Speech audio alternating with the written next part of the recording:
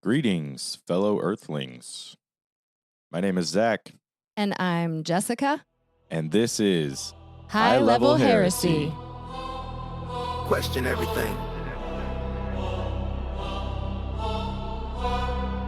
Without the question, how can you have the answer? Wisdom comes from within.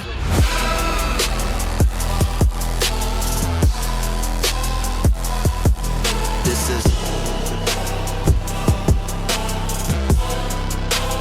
High Level Hairesy.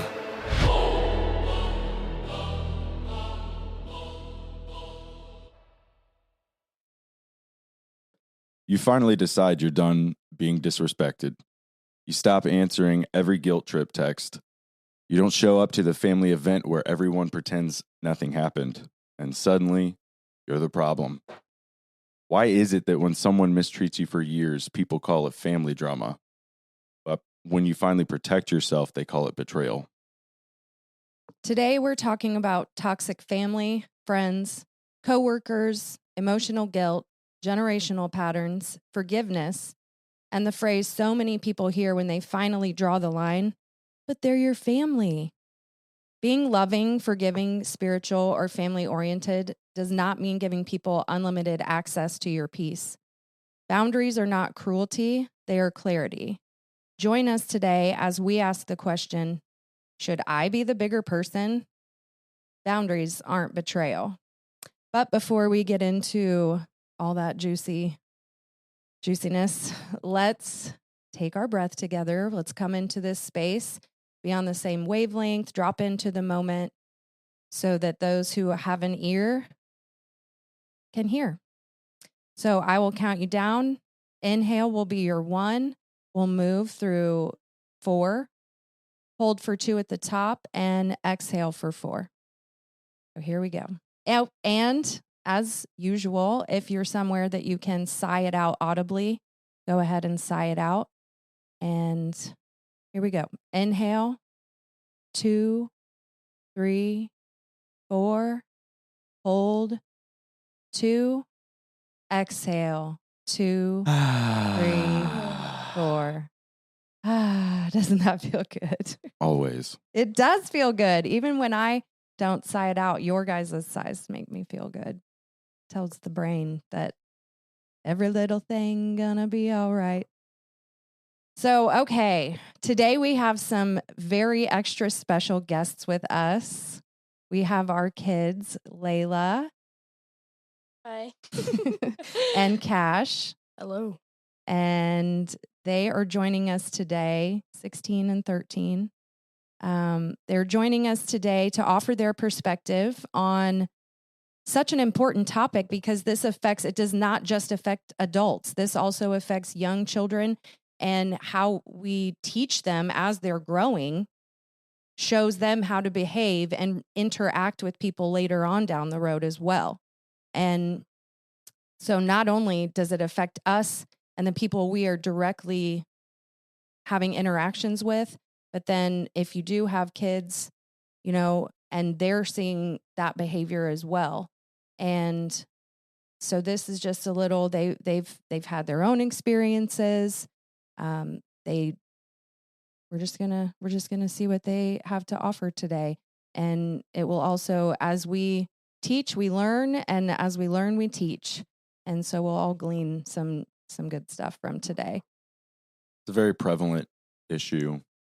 I think this has probably always been an issue to some extent for a lot of people. It's just something that's being more talked about, but I do think it seems to be more of a prevalent issue now, especially amongst certain age groups, namely millennials, probably some Gen Xers. I would say is probably the main groups of Let's not call anybody out because really it affects no, these are the people. all. It's because of it affects everybody in one way or the other. But I'm saying that the people that are bringing it up and talking about it and actually vocalizing, like, man, this is how I feel about this, and actually trying to do something about it. You know what I mean? And trying to, instead of just shoving whatever under the rug and just deal with it, which is what we're talking about today. That is, So it's a prevalent issue. It has been in generations past that it is a very common thing to just, like, as you said, shove something under the rug and something happens and we just move on as if nothing has happened. And because we're family and we just let it go for this person's sake, or let it go. And that's not always the healthiest thing.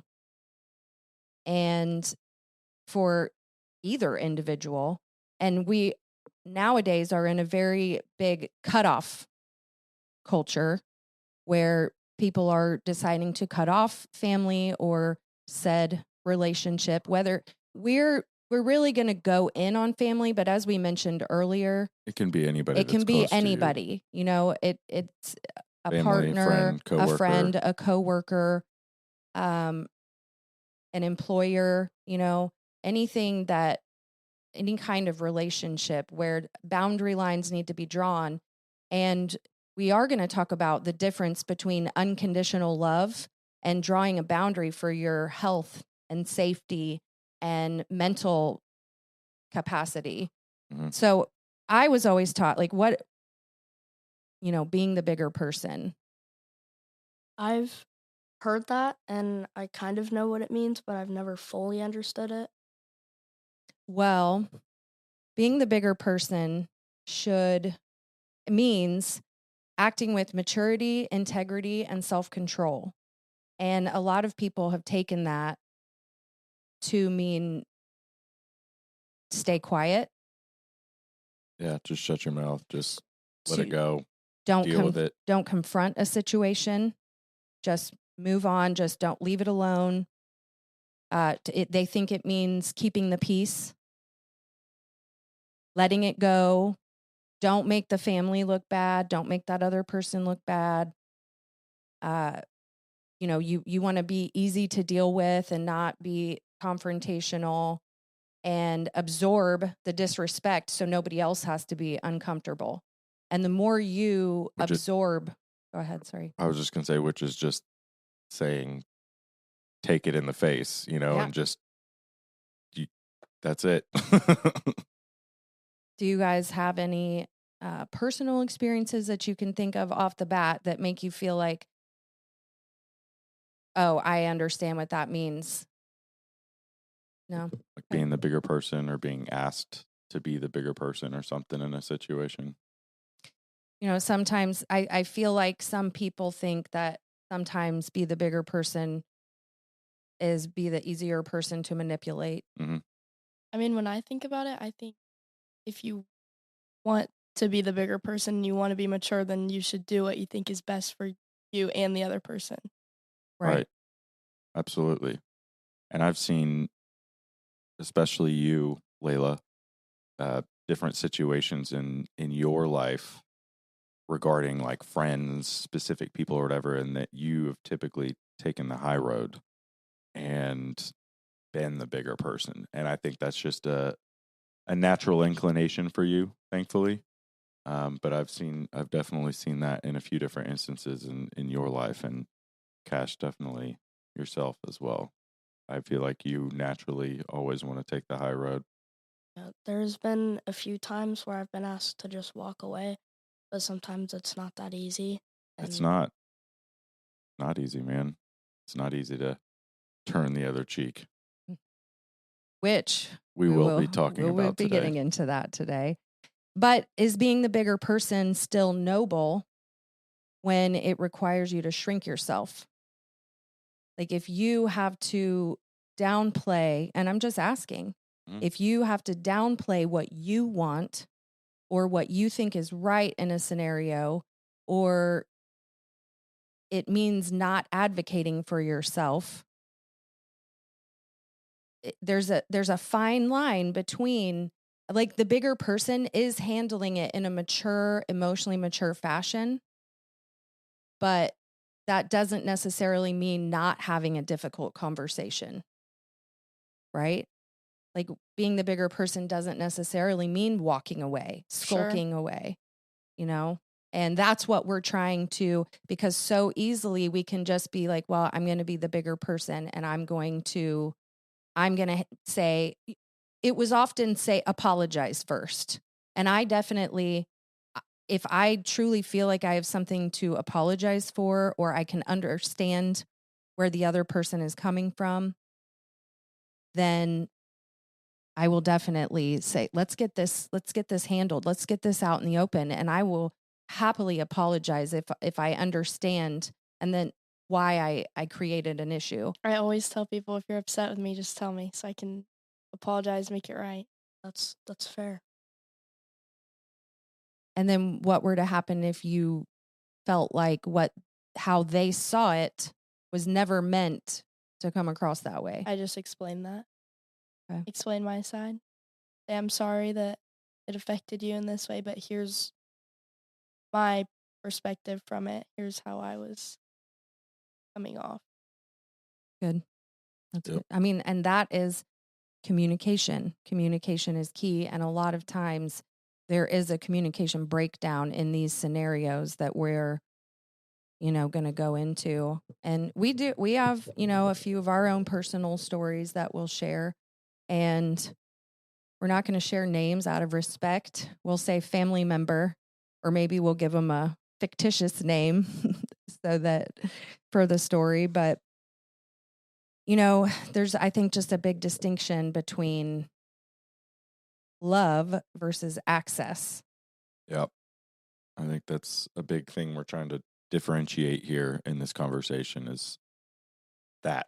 I think that's the big distinction between that, because it's two different things. You can love someone and still limit their access to you. Yes, you can love unconditionally, but not allow access to any part of your being, if it comes to that. Because, family, friends, parents, siblings, adult children, coworkers, exes, no one is owed unlimited access to your mind, your body, your emotions, your home, energy, or your nervous system. And a lot of times, I think we can, we show up to a scenario, we go to a family function, you go to a gathering where there's a little tension and you're nervous, you get butterflies in your stomach, you feel anxious, you don't really want to be there. And, why should you keep going back? That's one of the things I want to talk about. Like when you have a scenario where it feels like, I think I'm just going to go in and share one of my personal scenarios so we can kind of build off of that. Yeah, I think it's a good idea. Well, it's a more recent situation and story that's happened within the past year. And we were at a family gathering and had like a lot of different people there. We were renting a facility and in a neighborhood, and had a family member who was just, you could tell, very agitated from the beginning of the gathering. Not really sure why, but there was just, I'm very sensitive to energies, and you could feel just like an anger energy. Anyway, so I was kind of trying to stay out of their way, which that's always a fun way to open up a family gathering, is trying to stay out of someone's way. And well, because you also had there was previous things going on. Previous ought. There has been an ought. Previous beef. Previous, yes. AKA beef. that had not been squashed. And I had brought this to the table a few different times. Like, what is the problem? What is the issue?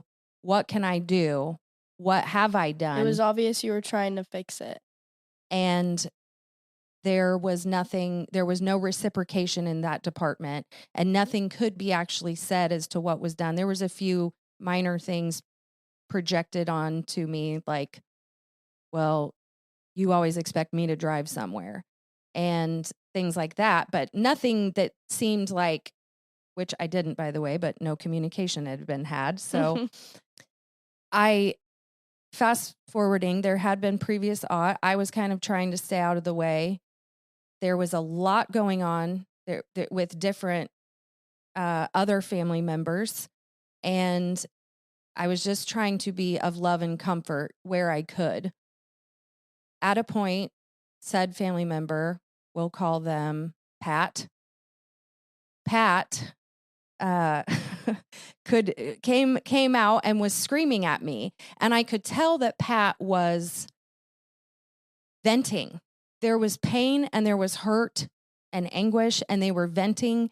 And so I stood there and let them scream and took it. And Zach came outside, having seen that there was an altercation, knowing that there had been previous stuff that, nothing, like I said, nothing specific, just kind of a general dislike towards me. And so this person was screaming about their child, their 15-year-old being selfish. And I was trying to say, all young, 15-year-olds are selfish. They're trying to figure out self. And Zach enters with, Layla, and he starts trying to tell a story. I'm not selfish. I was just trying to, this is the only thing I said the entire time. I kind of stood there as more of like a support for Jessica, because I'm not just going to stand there and watch my wife get yelled at. I don't care who it is. So I was at least there to kind of help quell the situation. And the only thing I said was essentially agreeing with what he said. I was actually like, hey, man, that's kind of just like a teenage girl thing. Like, my daughter is also a teenage girl who it's really all teenage girls, teenagers in general. It's just that age. You're a little bit more selfish at that age. You're not, your mind is thinking of more of your immediate world, and that's normal. And let's be honest, most people really only think about themselves in the world in general, but that's another conversation. My point is, it's most teenagers are already in that mindset, and I was agreeing with him. That's my point. Well, and let me go ahead. I was just going to add on that you guys were definitely the only ones trying to de-escalate that situation, because I remember that, and I was nobody else was helping. And there was not a lot of people outside, so I will say that it was happening outside, and we were the three of us were the only ones outside that I'm aware of. Prior to the selfish talk, I had stood there and I said, I'm going to hug you. And the Pat said, I don't want your hugs. And I said, I don't effing care. I'm going to hug you. I don't care if you like me, but I love you and I care about you. And I hugged them, and they stood rigid. They didn't hug me back, and I hugged for a minute, and then I kind of got pushed away, and there were tears in their eyes. And that's when they started going on about their daughter being selfish. And I said, all young teens are. And Zach interjected with a story about Layla. And this family member says, I don't want to hear one thing from you. As a matter of fact, and then proceeds to attack Zach physically. And he ducks and runs, and he's kind of being chased. And it was very not what I'm used to at all. And I guess I'm giving a little bit too many details, but I'm just trying to set up the scenario. And because moving forward from this, it was very disruptive and dysregulatory to my mind, my body, and my spirit, because violence of any kind, I do not like it. Like, my motto is do no harm, but take no shit. Yes. But I want to do no harm to anyone. And in this scenario, my family member was put in harm's way, and I couldn't stop it. And finally, a couple people from inside came running out and withheld and broke it up. And I was very proud of Zach, because he was very upset. And instead of altercating, he kept trying to just avoid being harmed. instead of reciprocating an eye for an eye. And I was ready to throw hands, though. he was. And I had to ask him, please go to the car. Please go to the car. Please. And he did not want to listen for a minute. But as he took a breath, he went to the car, knowing that it would be more issue. So as we are leaving, my kids are worried about walking outside because we're going to have to pass by. And he tried to talk to me too, saying that next time he's going to beat Zach up, he's going to leave bruises on his face, all this. Saying my mom's in the wrong, basically just trying to drag me into it, trying to talk bad about my parents. Well, and so on the way out, he says to me, next time it'll be your husband's face, because you see this, because I had accidentally scratched his neck in trying to stop the situation. And so future violence was threatened. After we leave, we end up blowing a tire like 5 minutes down the road, and called a few different family members that had been there, and no one responded. And finally, we were able to get a hold of my grandma, and she came to pick us up, and we dealt with all that scenario. But going like after this, we've had multiple family members that just refused to even look at the situation. And all we wanted was really to address the situation and have this person who, like, I will say, like, the reasoning and the justification, the rest of my family has said, well, Zach said some pretty bad things to him. And the bad things, quote, bad things, inflammatory things that were said were 6 months prior in response to something that was said to us. And so the grudges, because of communication not being had to work something out, this ended up triggering the family member to lash out in anger and pain. And so we have been expected to just move forward, act like nothing's happened, come to family, come to Christmas, come to Easter, like just normal.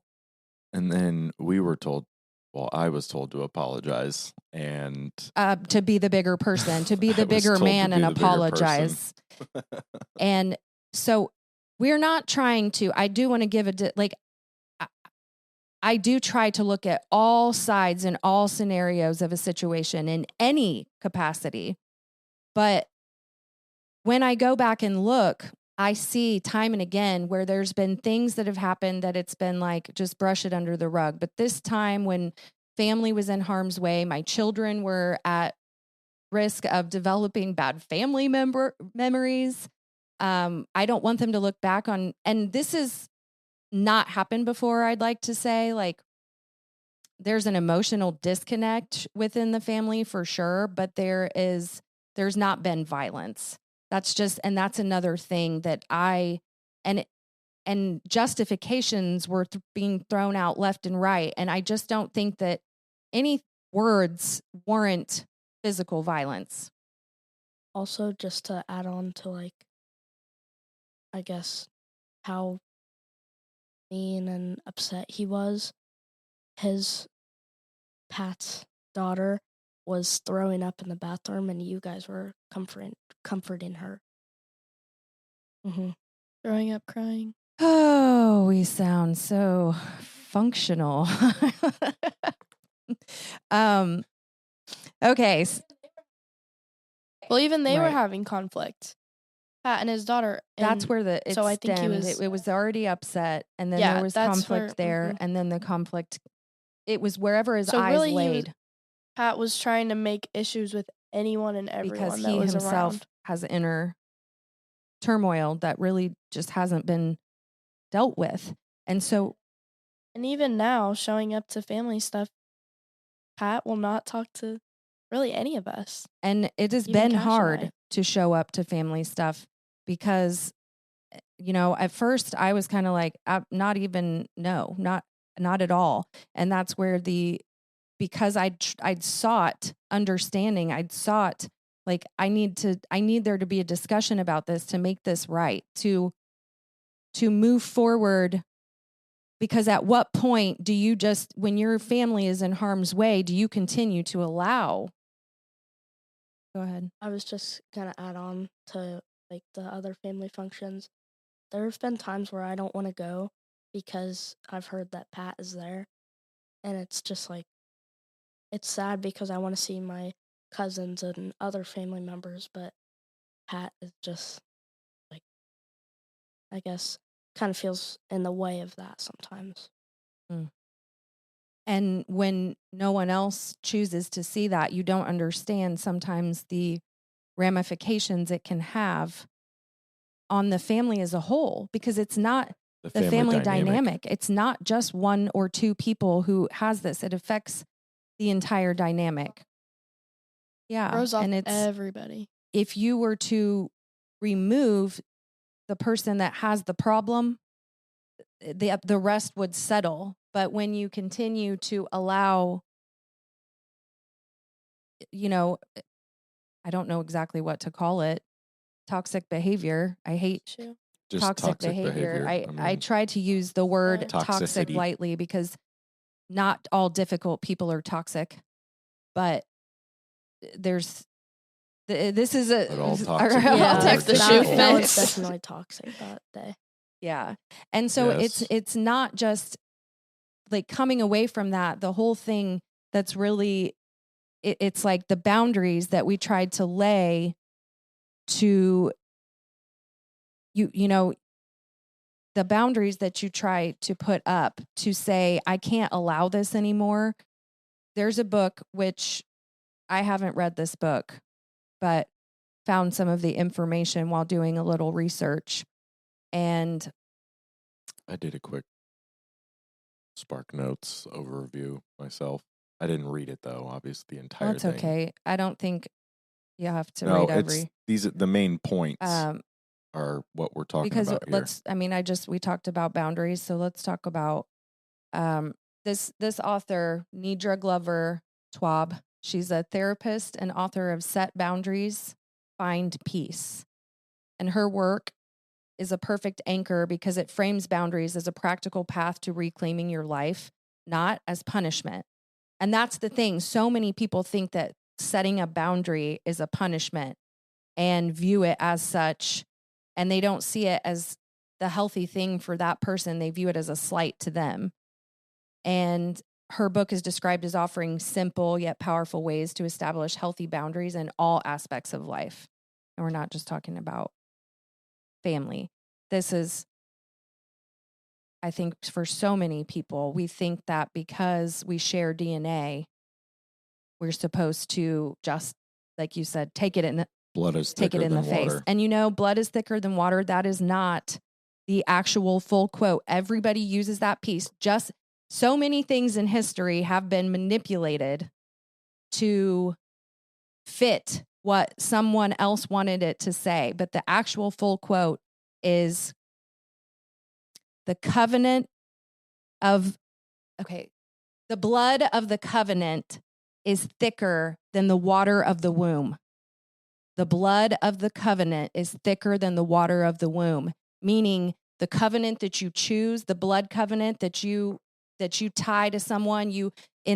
Back in the day, they would, cut their hand and that you would both bleed and you'd make that. And that was not a family tie. That was a covenant you were choosing to make versus the water of the womb, the amniotic fluid, the in the womb that you have, and you share that with someone. They're saying that whole thing is saying it's not, basically, it's saying the opposite of when you use blood is thicker than water. It's switch that around, and so this author, Nedra, her work discusses boundaries as clear communication, as we talked about communication. Boundaries can help stop resentment if the other party is receptive. and emotionally mature. Boundaries are not controlling others, and boundaries are not about deciding. Boundaries, are about deciding what you will participate in.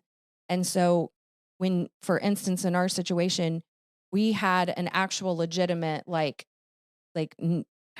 don't want to say full on fear, but for a little bit, we were a little apprehensive, shook up and apprehensive to attend anything because we didn't know if that person was going to fly off the rails again and then not be held accountable, for it. And, it was like, I mean, I even considered, packing heat. I mean, I would never actually do that. Please. I would never take a loaded gun to a family function, but it's, I did. it's like, it was in my truck, but I did. I just, and these are things like, we're not about violence and harm in any capacity. And so to go put yourself in a scenario that you either A, feel like you might encounter that again,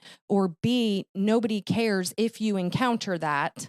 No one else cares if you're put in harm's way. And it's expected to just be swept under the rug. It's like, I don't want to keep putting myself in this position when I have to pussyfoot around or tiptoe around family. Or be simply uncomfortable, on that level at a family function. That's not how it's supposed to be. That's even just something as simple as that. Who wants that? A good explanation of boundaries. A boundary is not. You have to change. A boundary is. Here's what I will do if this continues. There's a simple distinction instead there. Of stop respecting me. Disrespecting me. Stop respecting me. My bad. Stop disrespecting me. You could say, if I'm spoken to that way, I'm going to leave the conversation. Instead of, you need to stop bringing up my past. You can say, I'm not discussing that anymore. And instead of, you'll always ruin family gatherings. You could say, if yelling starts, I'm going home. And that's fine. And, that's all well and good. But sometimes being ignored also is not what you want to spend your Sunday afternoon doing. That's why this is such a fine line too, because it's yeah, it is family, but also the whole conversation that we're having right now, it's where do you draw the line, And it's just, this is one of those tough, I feel like certain friends are a little bit, a friendship sometimes depends on the friendship, but sometimes a friendship can be a little bit easier in this situation to just be see ya, we're not friends anymore, and you just cut it off. But with it being family, there's more to it than that. It's more nuanced. That's family, so you're pretty much always going to have them around in some capacity, because it's family. Yeah, your connections, your family events, weddings, whatever it is, things that you're just always, exactly, you're going to have all those connections.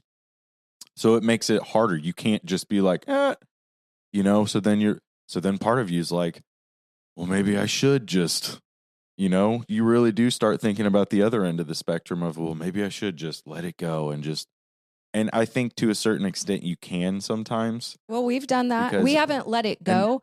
We are still very much aware. Yes, but I mean, there's certain things because, man, at the end of the day, not all family has major issues. Sometimes it's just little annoying things that family members do or say or whatever. Those kinds of, we're not talking about that here. We are talking about true toxic mistreatment, that kind of behavior. So we're talking about some more serious things, especially when it's things that maybe have been going on for a long time and maybe you've put up with a lot of it. Yeah. So that's kind of more specific what we're talking about here. Mm-hmm. And,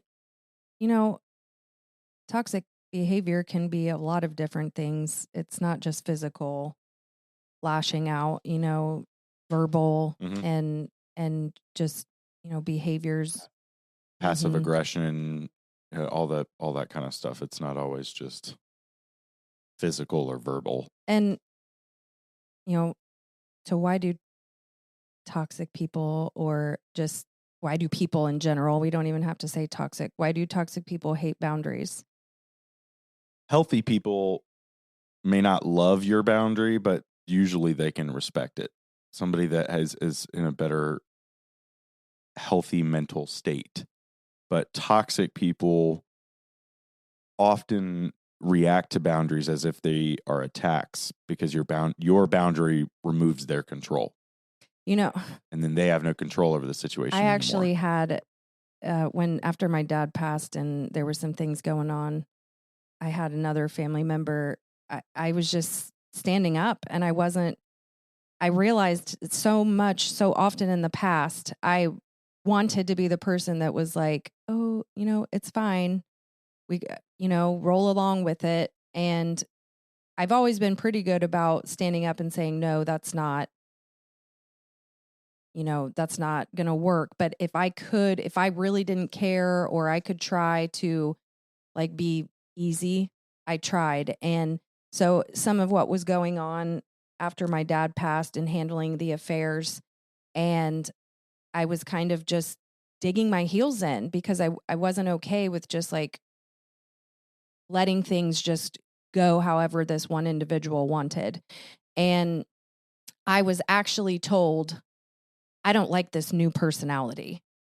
And I didn't even know at first what that meant because I hadn't really changed. I was just like putting my foot down and digging my heels in. I think a lot of common reactions, and I've had this. I'm going to be speaking on it a lot because I've dealt with, since early on, really. But a lot of common reactions to boundaries, you're too sensitive. And I've been told that multiple times as a double Pisces. I am a sensitive soul, but that is not necessarily a bad thing or a weakness. And it's often used to say, I don't want to be held accountable for how I affect you. And so instead it's, you're just hypersensitive. You're too sensitive. You've changed translates to you're harder to control now. I'm just a terrible person then. I guess I just am not what you thought I was. That's a classic parent line. Yeah. And a lot of parents use that one. And that's the thing, when you're trying to express emotion, that doesn't mean you're attacking the other person to tell them what they did wrong. It simply means this is what's happened and how it's made me feel. Not you're in the wrong. I'm mad at you for this. It's like, this hurt me when you refuse to acknowledge this. And then it becomes, oh, well, I'm sorry. I just didn't, I wasn't good enough for you.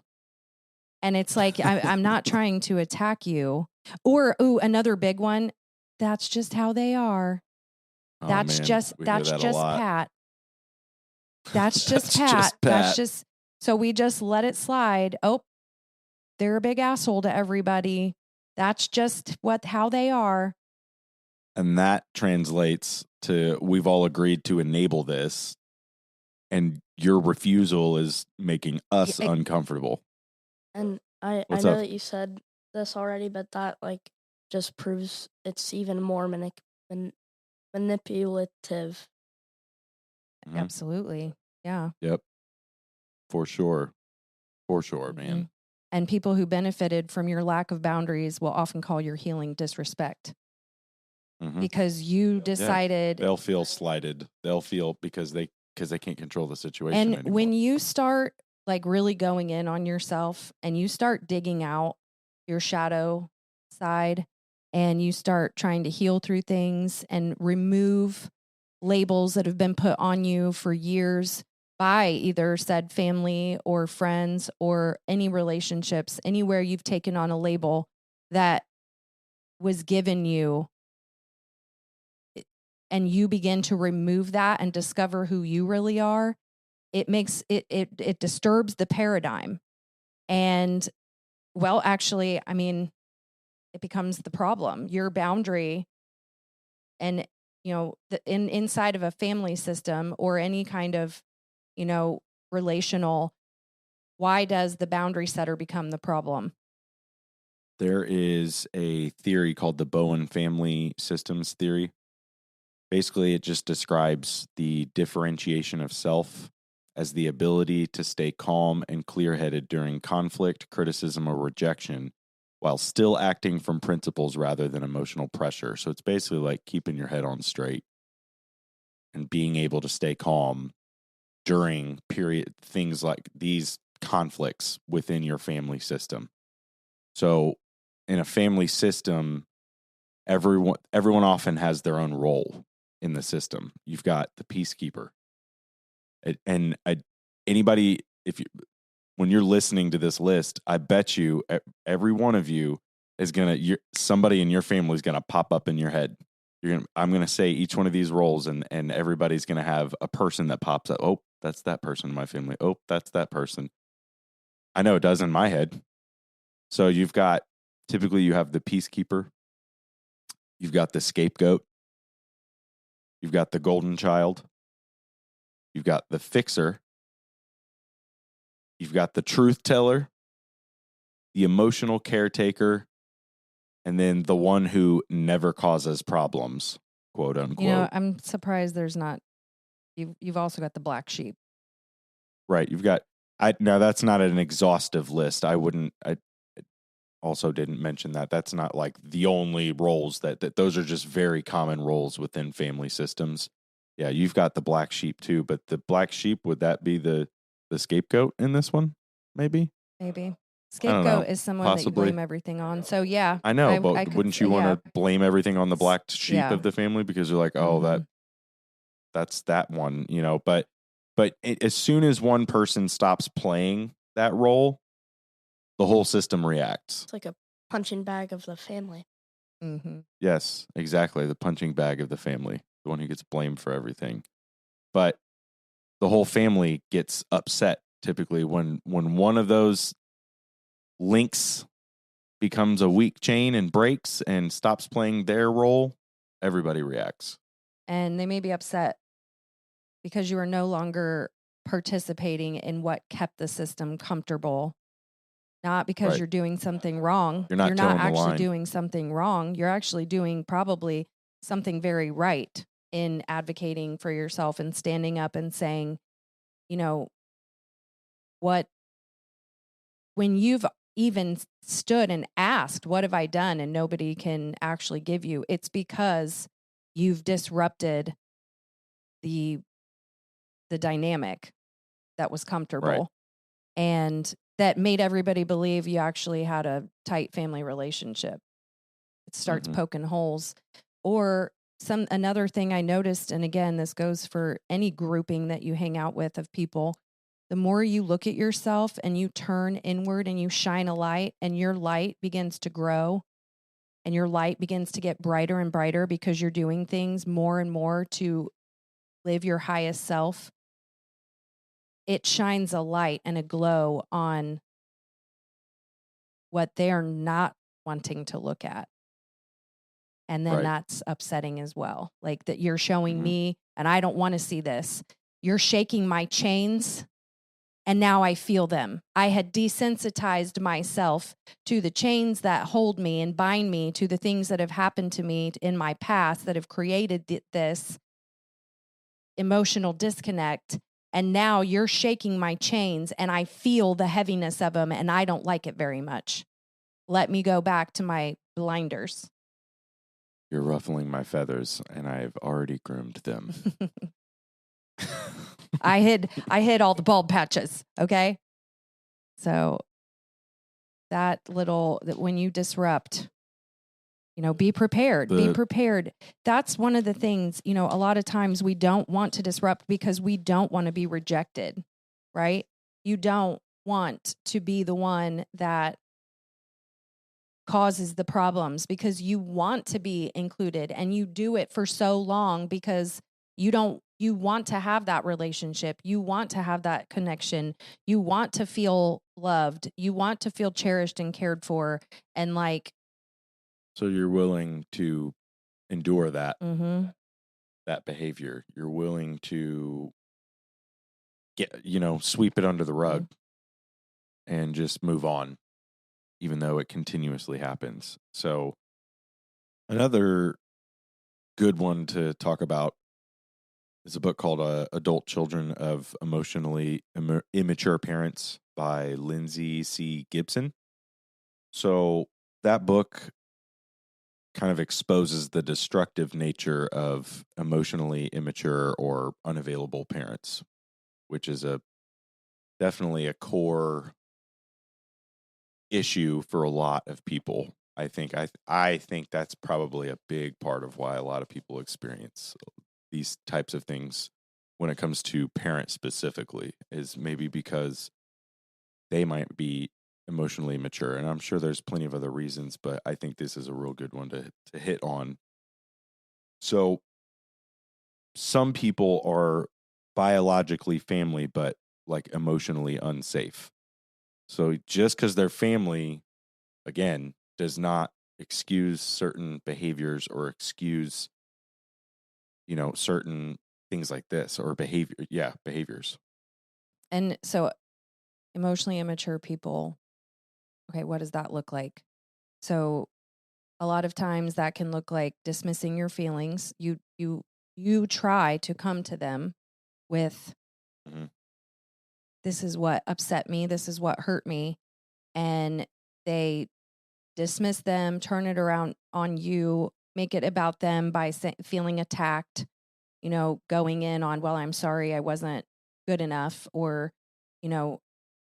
well, this, you might feel like this, but you made me feel like this. And then make it about and them. Avoid any accountability whatsoever. And that's in our specific scenario that we expressed today, like with with Pat, there's been an avoidance of accountability at all costs on multiple fronts. And that's one of the things that gets me, that makes it hard to, just let it go. And, oftentimes people use guilt instead of trying to repair it. They mock your growth. I've actually had a family member send me like a meme, and I don't know if it was mocking or I don't really know what the intention was behind it, but it was like, look like a sad person laying on a bed with just their dog. And it said, like, when you've protected your peace so much and then it's just you and your dog or something like that. And I was like, LOL question mark. That really. And so I'm like, I don't know. And here's the thing with these things, this is not intentional from that person. An emotionally immature person isn't conscious of the fact that they're doing these things. I don't believe. Sometimes it is on purpose, though, because they refuse to emotionally grow up and sometimes even mentally grow up. And that can lead to it being on purpose and them just being like that. That's true. I'm not going to dispute that. There are very much people who intentionally hurt. And I guess I'm kind of speaking of, in a sense of, they kind of maybe had something happen where their emotional capacity stopped at a pretty young age. It was stunted. And, again, it comes down into like, they do not want to have an uncomfortable conversation. There's a lot of people that cannot handle just having an uncomfortable conversation that puts one or the other. And to me, I just don't understand how, even if your ego is in the way and involved, how if a person comes to you and they do want to work it out, how it just always ends up getting twisted to where like there's no resolve. And then you just forget about it. And how you can't just put your ego aside and say, like, for my own perspective, I often I look at someone and the scenario and I try to see it from their point of view. I try to look at all of their surrounding circumstances. And oftentimes, like for most of my family and the people I'm speaking of and the relationships I've had and any others where I've had a bestie that I had for 18 plus years that relationship, as I began to grow and that person stayed stagnant and refused to grow and climb and look at themselves. Because let me tell you, growing and evolving means taking a good hard look at yourself. And that's what most people are afraid of. And going in and seeing, like, for instance, I get put on a lot, oh, well, you just have to have everything your way. And that's actually really not true. I just do have specific boundaries for certain things, but I also am very open to things not, and if we can't come to an agreement, you can go your own way because I don't care. And like, the thing is that then we're tried to be pulled back in to care.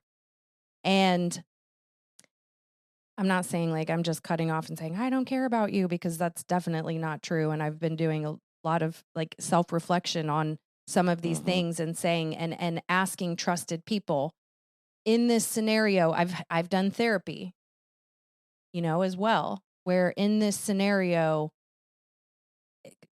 how can I be the bigger person and what does that look like, but also protect my peace and my boundaries. And, if I release my ego from this scenario and say, you tried to harm my family, in turn trying to harm me, releasing the ego from that still doesn't release that there's a danger present, or, right. And you can say, I'm going to love you unconditionally from a distance, but I'm not going to put myself in harm's way. Mm-hmm.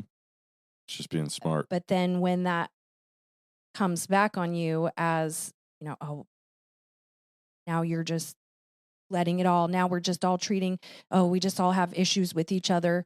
Well, yeah, but nobody wants to talk about that said issues. And I just don't want to be in it anymore. And that's why we're at where we're at this point. And so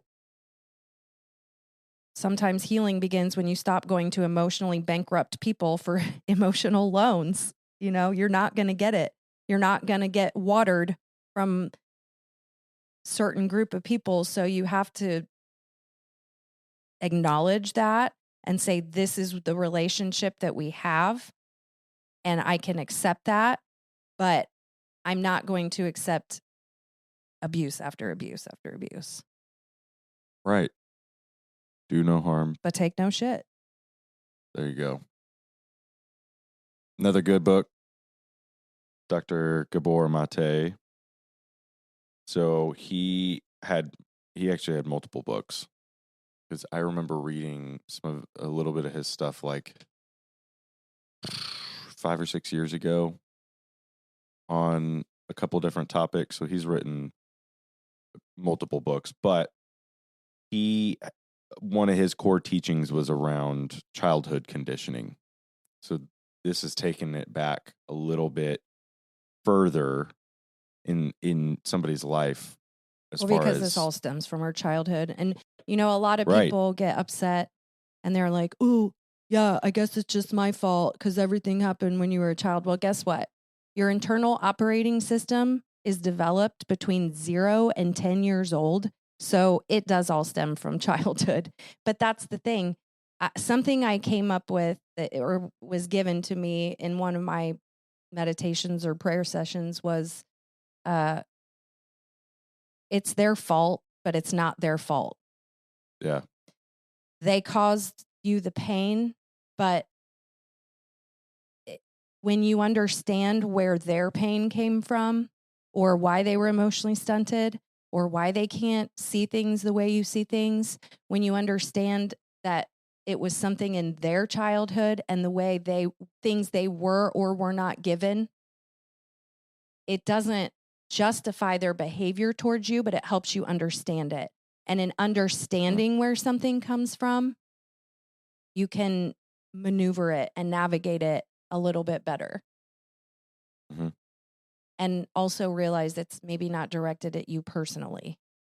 Right. It's just innate in them at that point because it's something that happened, at such a crucial time of growth in their life.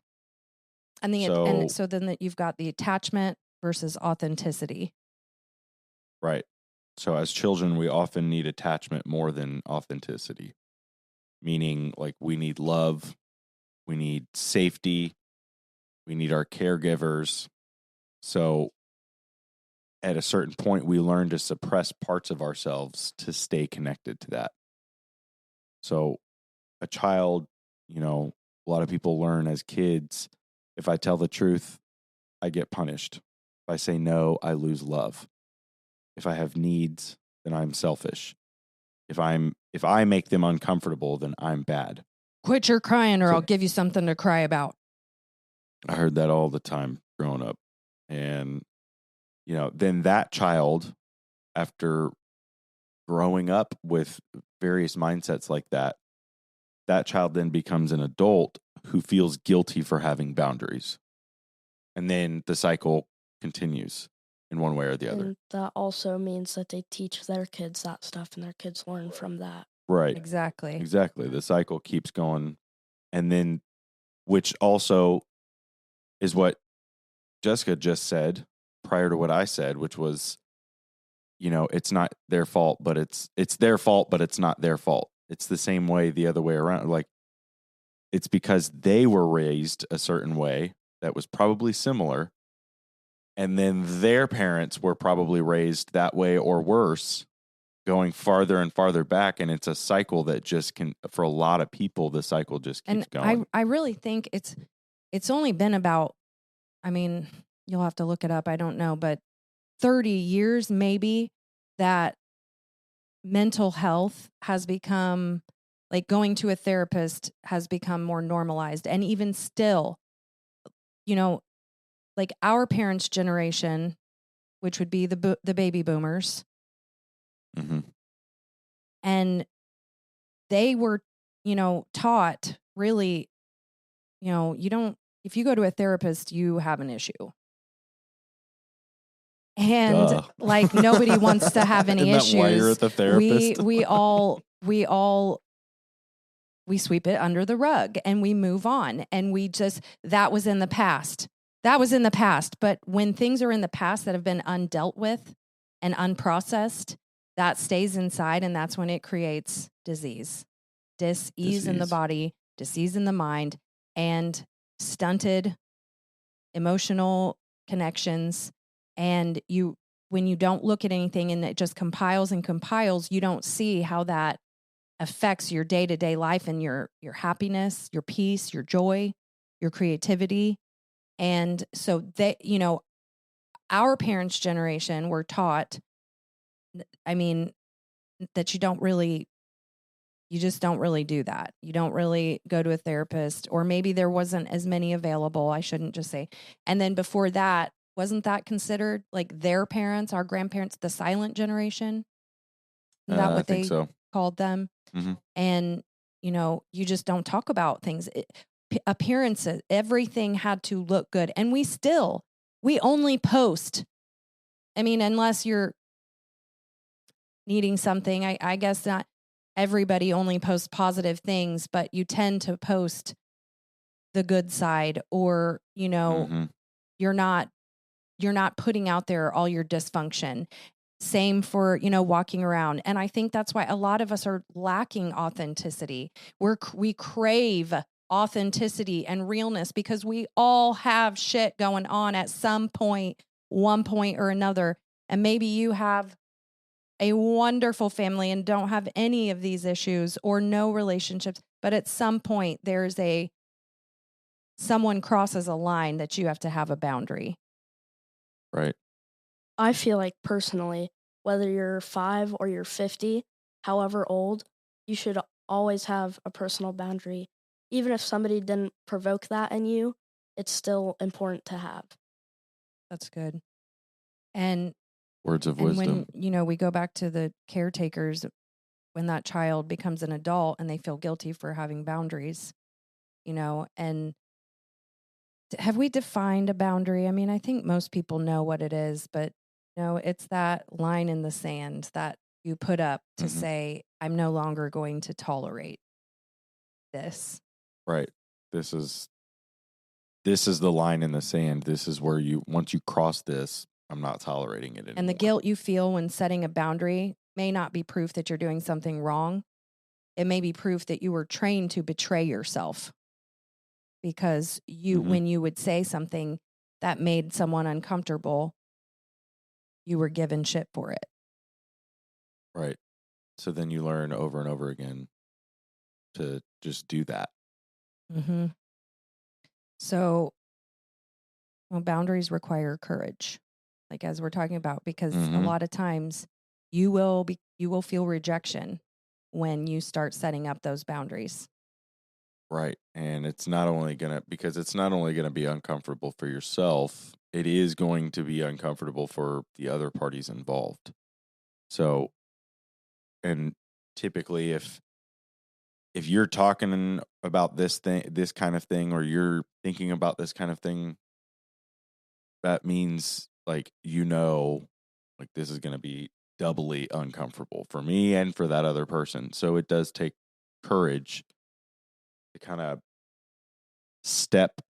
take that first step, into trying to at the very least resolve it, but I mean, sometimes that's the thing though.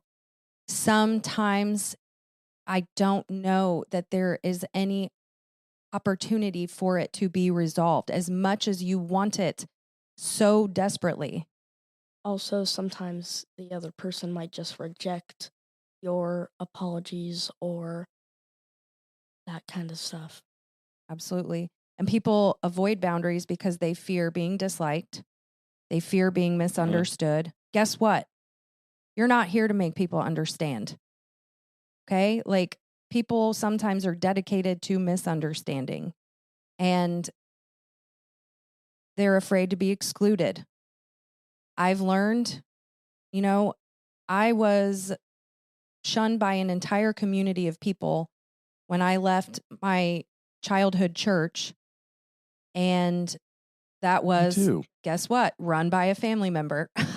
and I was then made to look bad to this entire community of people. And I knew when I left that church that I was probably going to lose the majority of people that I dedicated because it was not until I was like 27.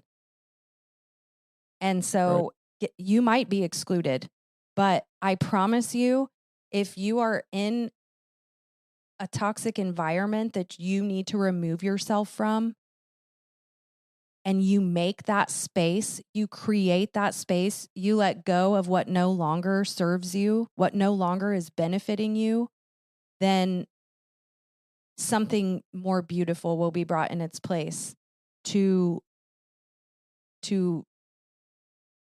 validate if you need that, to water you, and it might be lonely for a while, but I can tell you, you are not alone. In the words of Michael Jackson. You can always find new people to hang out with, new friends.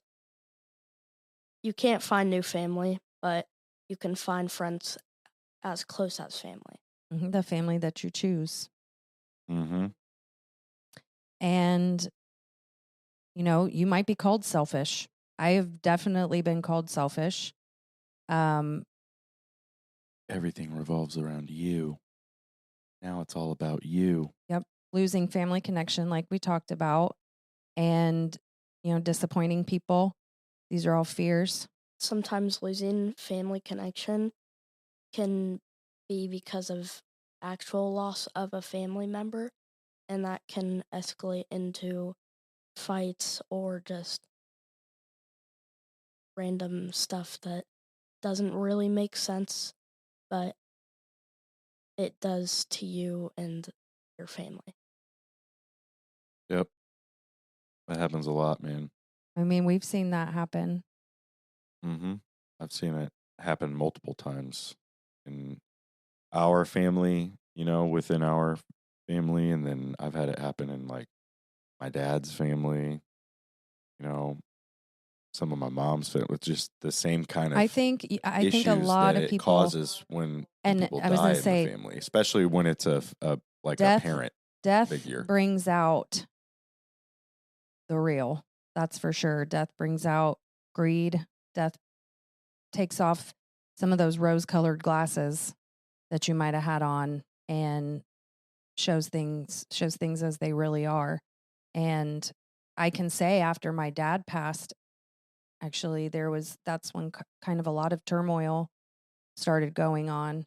And it's not, my dad wasn't around all of us. We didn't all hang out with him. He wasn't like the glue that held our family together and now it's falling apart or anything like that. It just, the real came out, the authentic feelings. The real side of people just kind of came out and the family kind of snapped. Yep. Cash is calling out all our dirt, man. Okay. But that's what we want. We want to be real and authentic and show, like, everyone deals with some of these things. And how much do you just keep going back? My dad always said, man, you're a glutton for punishment, aren't you? In different aspects. And that's what, when you have a finite amount of free time, and you're being asked to go take it and spend it with people who don't really actually even want to be with you. It's like, Right. or in certain scenarios they want to, but in others they blatantly give up time. It's kind of like, I'm confused and I don't want to be confused either, And a boundary often exposes whether a relationship was based on love or if it was based on compliance. I will comply. I've seen a lot where, and this is talking with clients, a lot of this, own personal experiences, but also like stories from clients. You hear, you stood up for yourself and so you got punished for it. And that could look like, let me just make up an example real quick. You're going to go out to eat and you've said, no, we have to go here because we're on a time constraint.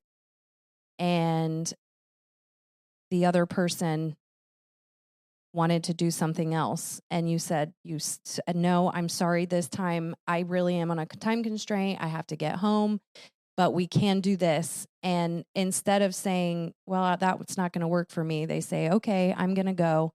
And then they just don't show up. And that was as my therapist at one point called out something, a microaggression.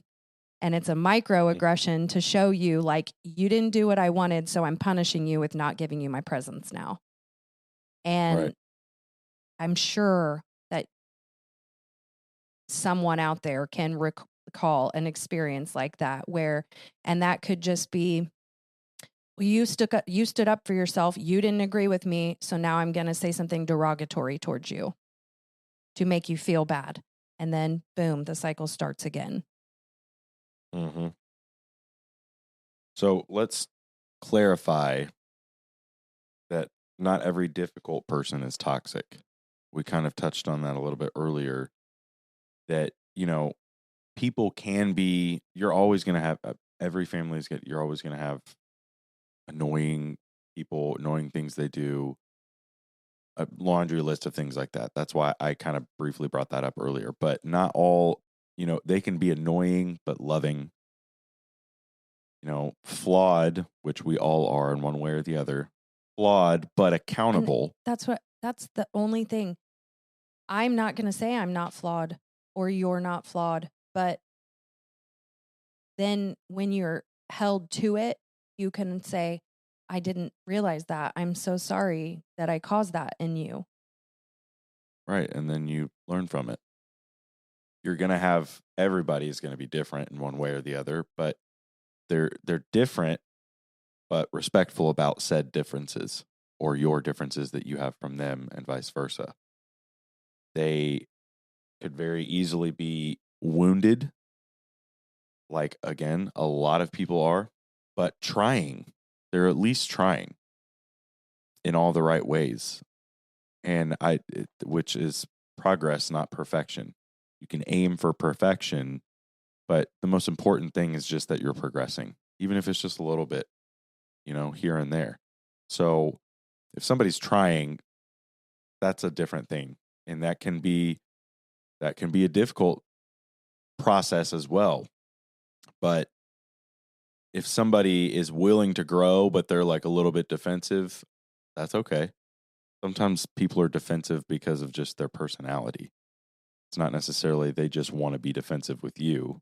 They're probably just defensive with everybody. But if they're willing to grow, I mean, that's all that really matters. So what's A up, little dude? bit can go a long way versus nothing that doesn't do anything. Yeah, exactly. That's a very poetic way of saying, like, as long as you're trying your best, that's the most important thing. So I love that, dude. You just come up with that. I like that.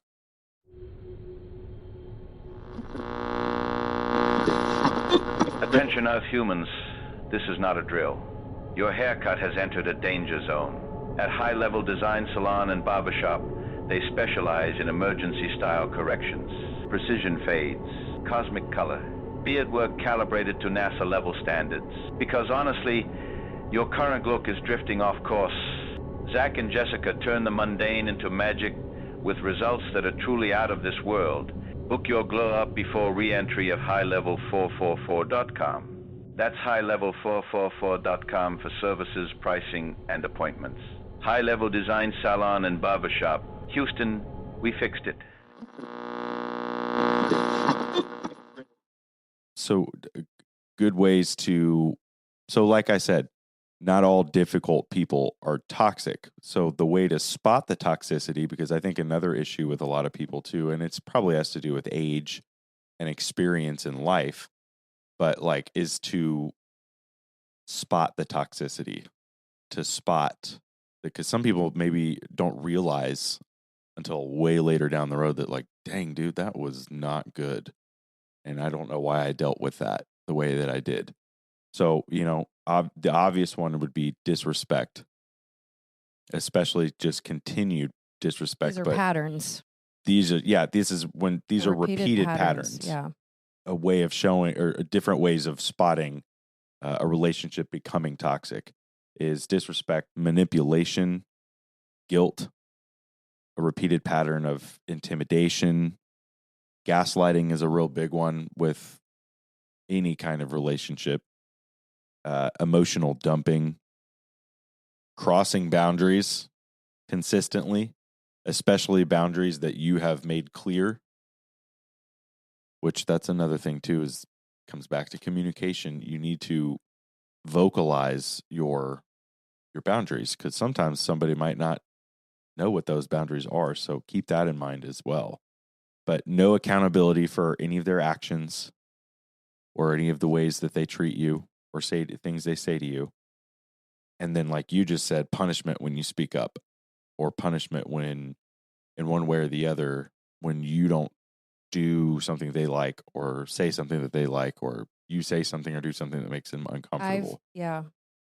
Another one that you could say is threats, whether that be any threat at all, not even like physical, but emotional threats or stuff like that.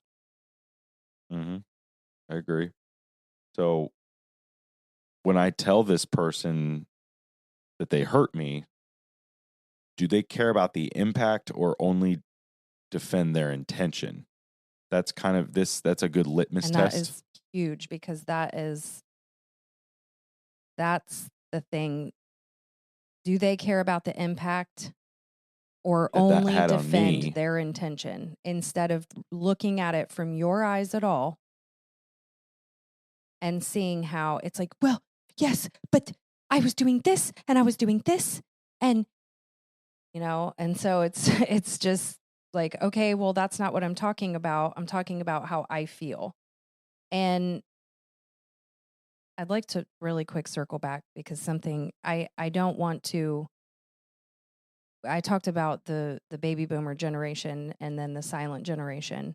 And I'd like to say, like, first of all, there's no judgment there. It was where it was at with all of that.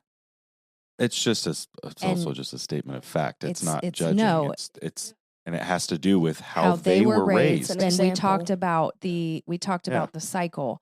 Then it's repeated. And so I had talked about it's only been, 30-ish years, and then even more recent that we really put a spotlight on mental health. And so in all of these things that we're talking about and some of these patterns, if you were never taught to see any of those patterns, it's going to continue to be the same thing. It's going to keep happening. You're doomed to repeat it, like history. If you don't know your history, you're doomed to repeat it. I think that absolutely applies here. So if you're unaware, how are you going to fix it? You're just going to keep doing the same thing. So I think another good question to ask, or like a litmus test, as you said, do I feel safe being honest with them, or do I have to manage their reaction? Yep. And that is what I find exhausting. Having, okay, how are they going to react now? If I do this, they're going to think this, and they're going to treat me like this, and it's going to be this big old thing. And it's exhausting. And at a point, you just have to say, like, I don't have the energy for that. And I'm sorry if that person happens to be a family member. So we're already talking about family. So let's bring up that myth, what most people probably say in situations like this when it comes to family. Because I know we did say this can be applicable with a friend, a coworker, an employer, a family member. It can be applicable in pretty much any close relationship of your life. But since we're already talking about family, let's talk about that phrase of like, oh, but it's family. But it's family. I've made some distinctions with one of my parents before about just certain things, and it was nothing major, but made my boundary clear that, hey, but hey, this happened, or this didn't happen, or whatever the situation was, and made my boundary clear. And then the response immediately was like, oh, but it's family. But it's family. And it's like, to a certain extent, yes, okay, I see what you're saying. It's family. A family member is just another human. Family is forever. Yeah, it's somebody that you share blood with. Yes, so there is that connection. But that, we are taught that family is everything in certain situations or in certain conversations.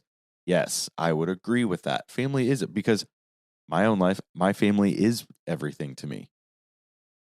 Jessica, Cash, Layla, and by extension, my mom and dad and stuff, but my immediate family, my kids and my wife, family is everything. So in certain conversations, in certain situations, I would say that's true. But in the context of what we're talking about repeated abuse, repeated toxicity, repeated all of that stuff. So in this situation, no, I don't. We're raised with family as everything, but not all the time, man. You can't just be a doormat. Blood. We brought this up earlier. Blood is thicker than water.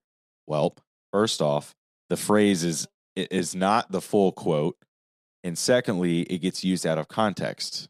Just like the customer is always right is always used in the wrong way. The customer is always right in matters of opinion. Nobody ever finishes that, and that changes the whole quote.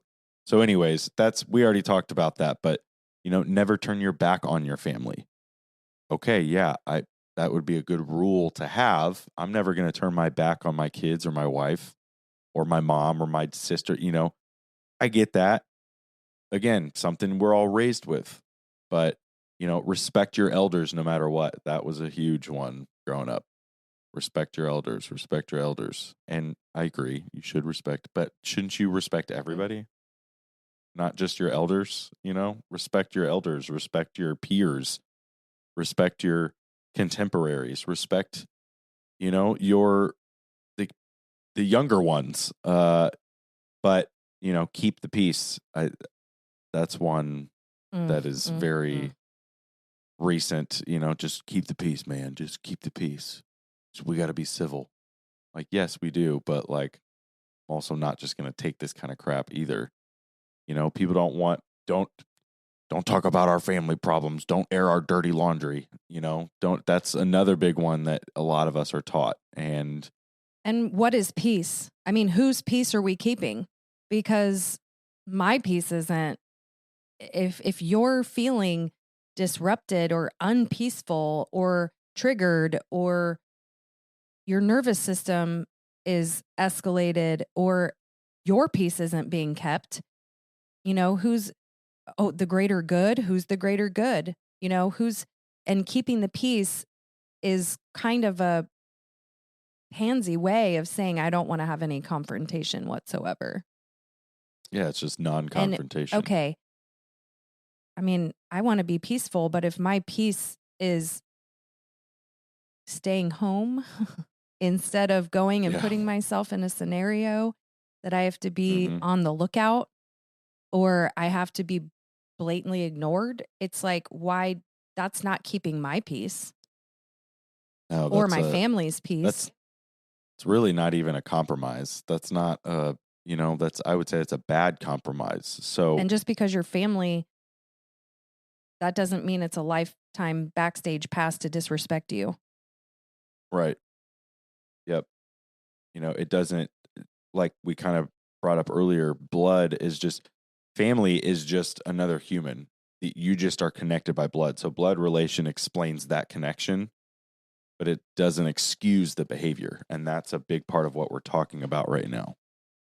You brought up forgive and forget earlier, but when does forgiveness become self-abandonment? Forgiveness doesn't always mean reconciliation. Or pretending it never happened. Or pretending it didn't happen. Those are two big ones. It doesn't mean trusting them again. Doesn't mean spending holidays together or answering the phone, giving them access to your children, or allowing the same cycle to continue.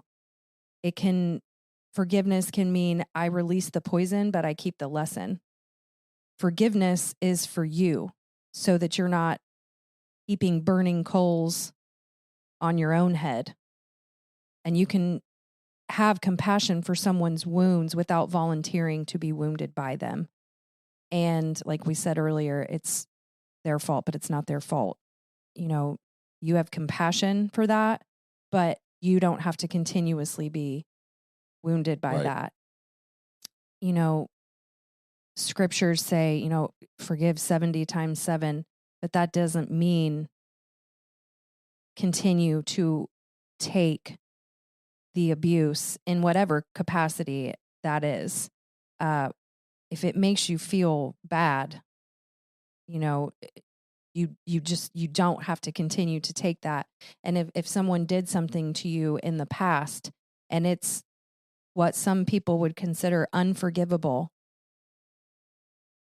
the forgiveness is, I release the poison. I release this hold that it has on me.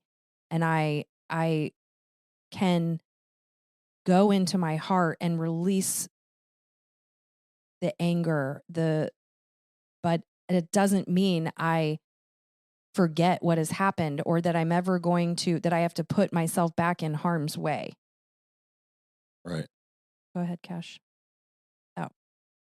Thank you for joining us, Cash. Cash and Layla had to take off early. Summer break. They got things going on. more important things to do than she's getting outta podcasts. here. Layla already left. Yeah, but she left. She we did. didn't She sign wa- her off. She's kind of quiet Yeah. anyway, but we were just happy to have them on today. And even though we're not quite done talking, I appreciate you stepping out of your comfort zone and getting on a mic with Yeah. us. I think it was cool. This won't be the last time that these guys will be on here. We're going to have them on here again at some point soon as well. So, anywho, We forgive you let's for leaving. we forgive you, okay? It's okay. Now he's going to go have some fun with some family. Back to forgiveness. You can understand why someone is the way they are and still decide they are not safe for you. And some people weaponize ideas like honor your father and mother or forgive 70 times 7, like I said earlier, to pressure people into tolerating harm or just mean, vicious. I mean, harm in general. Right. And that's definitely, I mean, with our background, and I know not everybody gets those phrases thrown at them because not everybody grew up in church, but we did. And, so that is something that we are very familiar with. We heard that all the time growing up because, honor your father and your mother. Religion can be used for manipulation, as we have discussed previously. And same Absolutely. in tolerating some of these. Mm-hmm. And so it's very easily, a lot of scripture gets cherry picked, a lot of things like that. So, honoring someone does not mean enabling them. Forgiving someone doesn't mean removing the consequences because either. They need to be held accountable. Exactly. And then loving someone doesn't mean letting them destroy your peace either. That's, unconditional love doesn't mean laying down to die. Right. Being passive to that extent is not love. That's just allowing. Okay, so what about when Jesus said, turn the other cheek?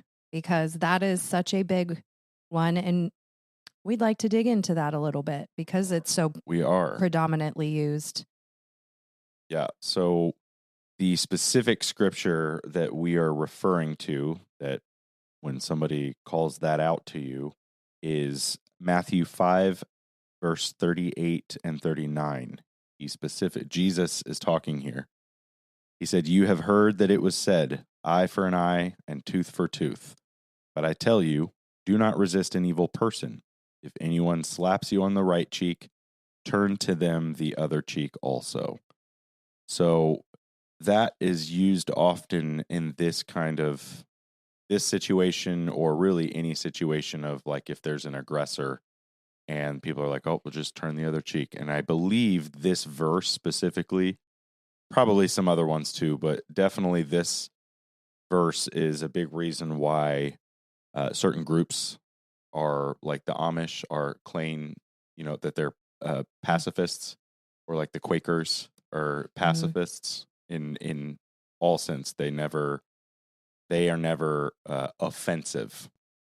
Anyways, let's real quick, I'm going to just break down the historical context here just so people realize that this is used out of context. And that's the thing. With so many scriptures, you have to take the context surrounding it and when it was written. But go on. Right. So first off, it's funny.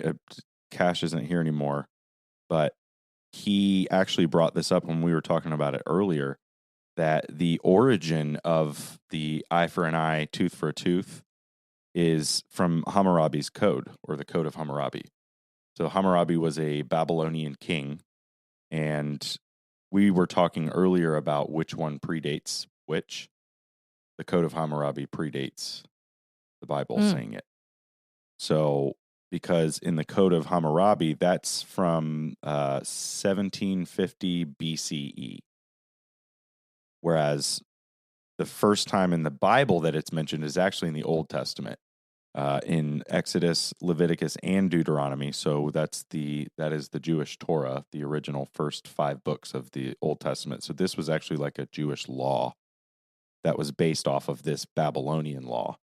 So the phrase is explicitly written in those 3 books in the Hebrew Bible somewhere around 1450 BC, so about 300 years after the Code of Hammurabi was written. The Code of Hammurabi. So that was the code of, well, it's a pretty long code. Okay, nutshell it. But all I'll say is that is known as lex talionis, or the law of retaliation. So that the Code of Hammurabi was like I said, a famous Babylonian legal text, that it's the earliest known recording of this principle, which established that a punishment should exactly match the injury inflicted. So the punishment matches the crime, that idea. And the early Jewish people adopted this same thing. And so those first few books of the Bible bring this up.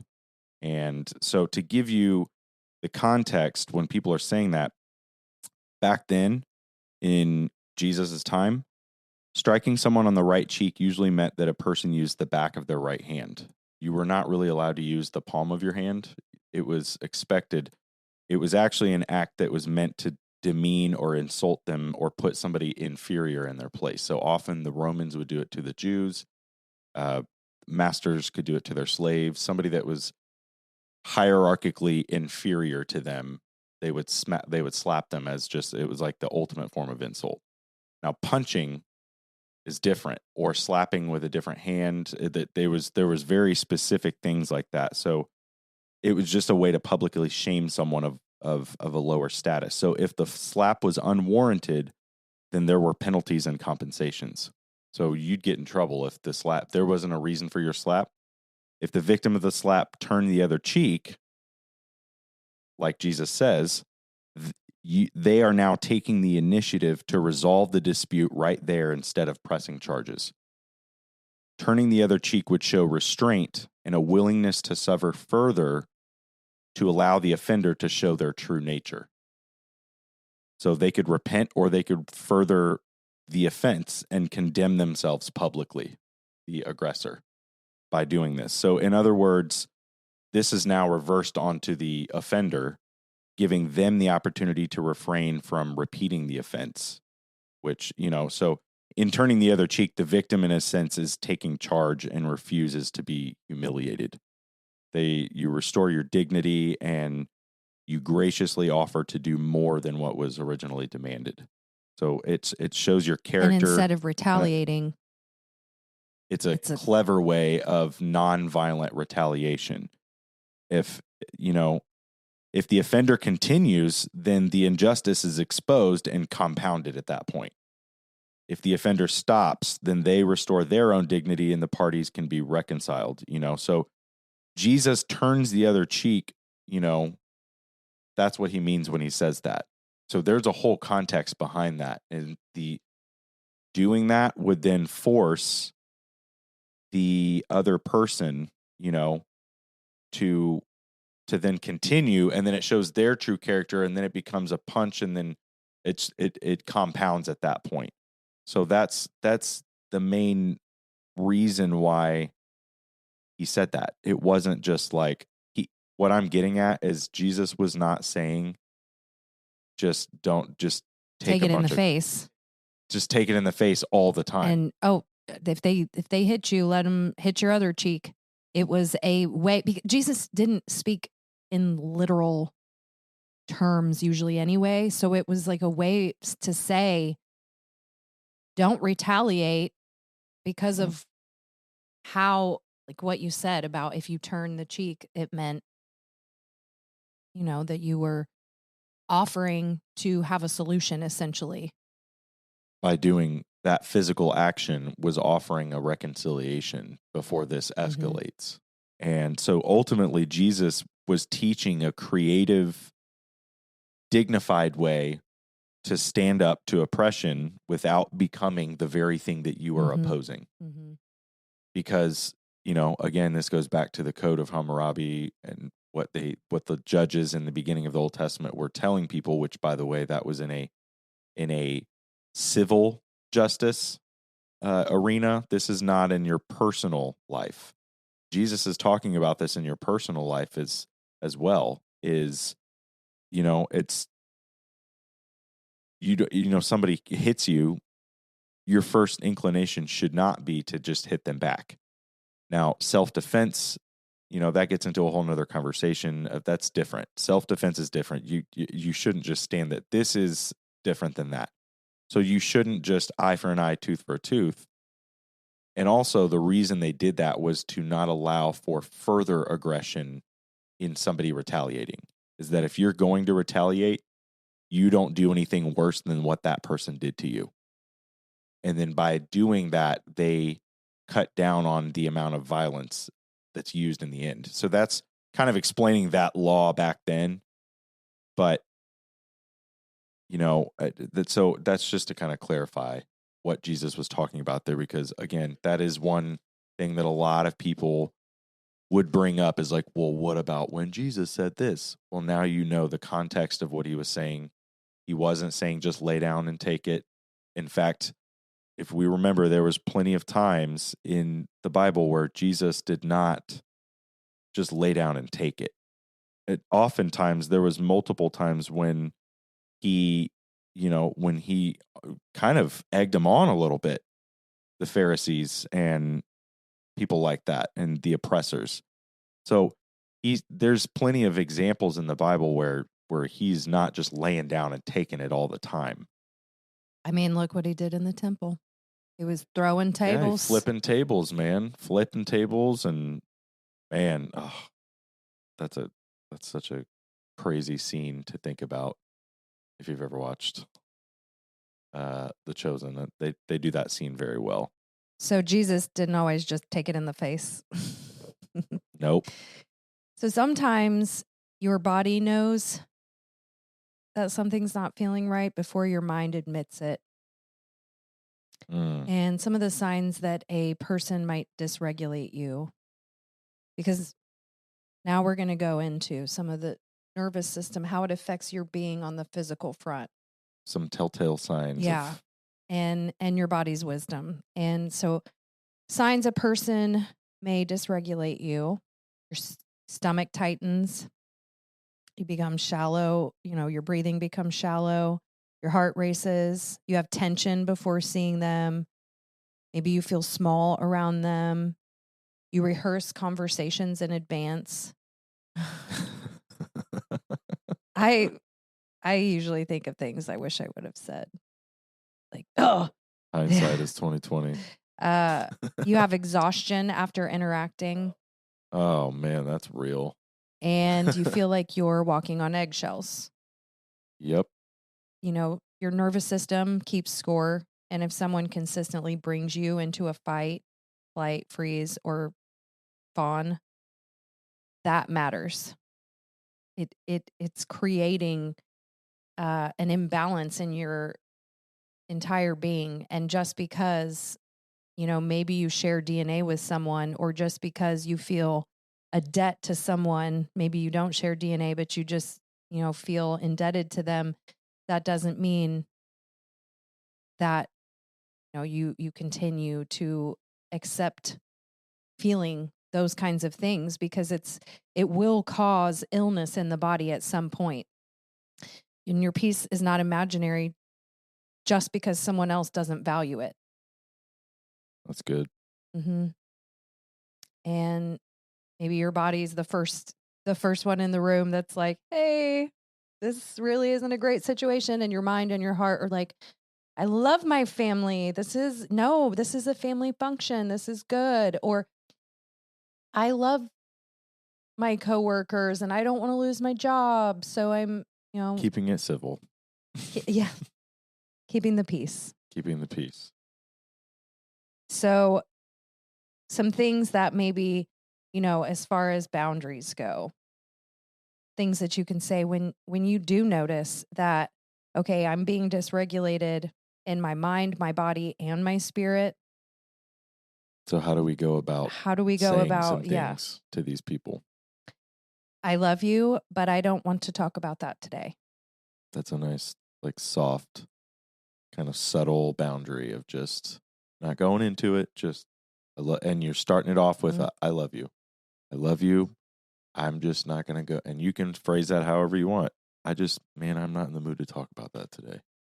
I'm tired. Yep. Whatever. That's a nice, soft, subtle one. A clear boundary. I'm not available for conversations where I'm being yelled at. I mean, how can you clear boundary there. Say anything to that? A family event boundary. If this turns into gossip or disrespect, I'm going to leave. Sure, I'll show up, but if I feel disrespected, I'm out. We out. Yep. Parental boundary. I understand you see it differently, but I'm not asking for permission.